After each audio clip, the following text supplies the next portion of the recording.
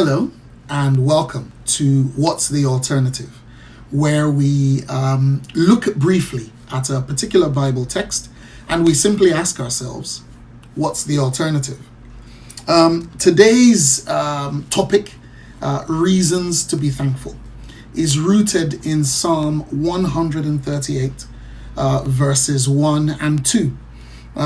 It's not a very long passage, so I'm going to read it now for us. It says this. It says, I will praise you, Lord, with all my heart.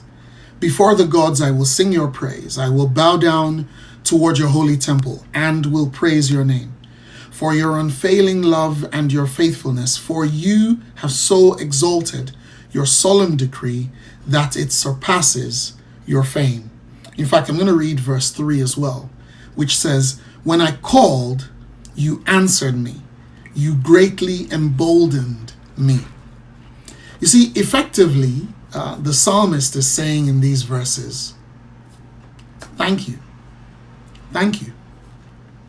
Two simple words. Thank you. And what do they mean when we say thank you? Why do we say thank you? What does thank you mean?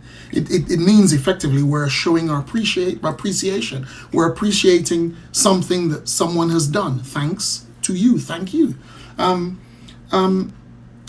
And typically that's how we use the phrase thank you, isn't it? There is another way to use thank you, because sometimes, as much as it can be used positively, sometimes we use thank you sarcastically. We will say, or in a negative way, we'll say, thank you, eyes raised, eyes open, eyebrows raised, eyes open. Someone steps on your foot, you go, ow, thank you. Or they spill your drink. Someone spills a drink over you. Or you're dressed for an occasion and someone spills a drink over you and you say, thank you, in a negative way, in a sarcastic way.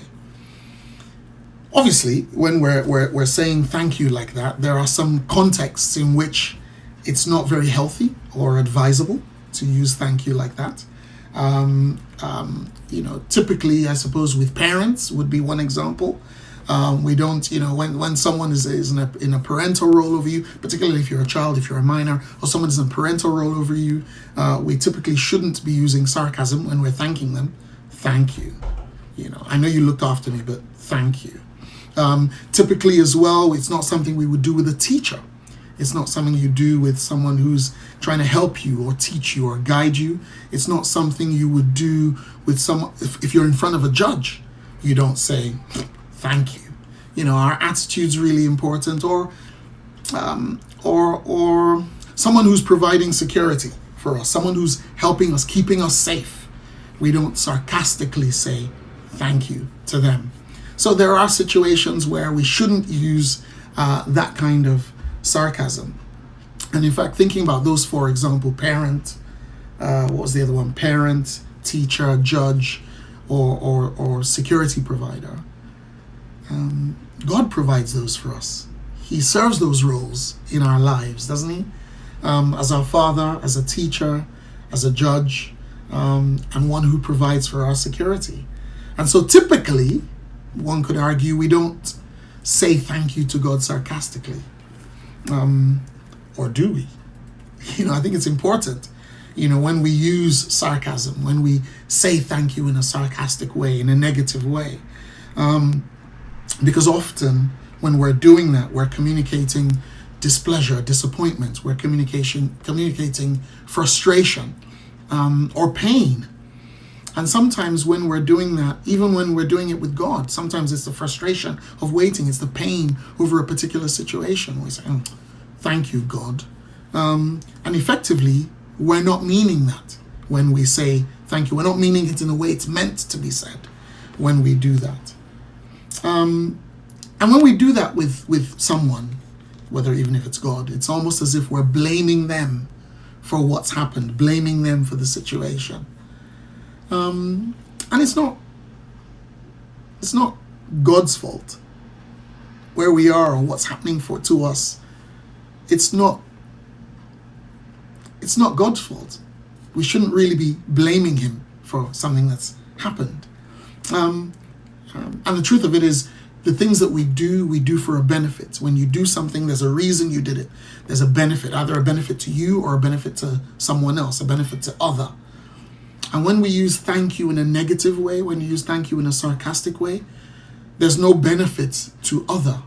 There's no, if we're being sarcastic with God, it doesn't benefit us. And it certainly doesn't benefit God. So it's important when we say thank you, when we think about our reasons to be thankful, that we're thinking about those reasons genuinely.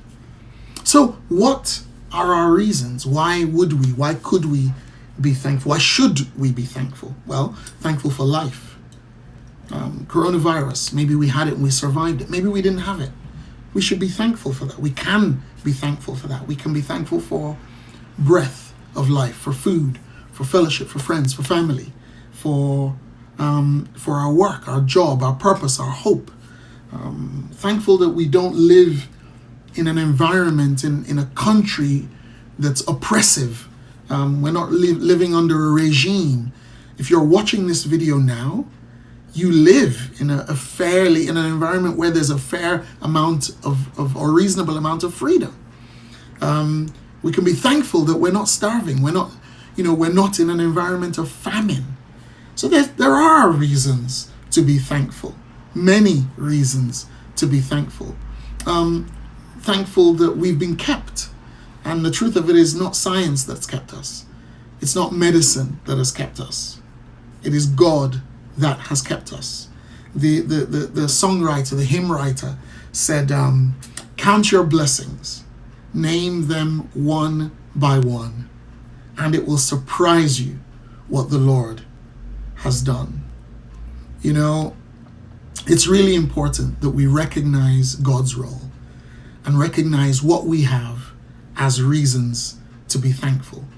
And when we say thank you, to communicate that. The psalmist in Psalm 138 verse 3 says, it talks about God's love in verse 2 and reminds us that this love of God is unending. And it's a love that strengthens us, that enlarges us, that emboldens us.